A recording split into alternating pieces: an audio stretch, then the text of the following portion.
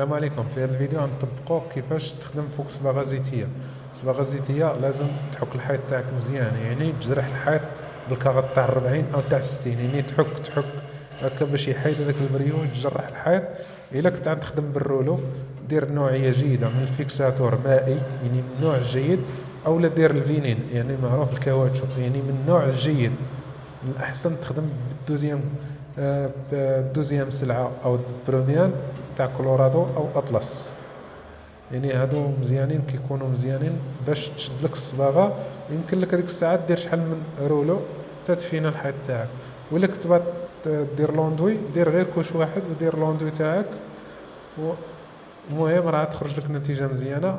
يعني الا كان عندك الحيط قديم تهرب غير من خيال او ستيلا، راه فيها في هاد الحيوط اللي فيهم صباغه الزيت او اللاكي او ستيكو، كيكون فيهم بعض المشاكل كديروا لك واحد البوريطات. الا ما كنتش معلم بزاف، يعني ما كنت مازال في التعليم تاعك جديد، ما تنساوش تابوناو معنا في هذه القناه، مازال جديده. وشكرا لكم.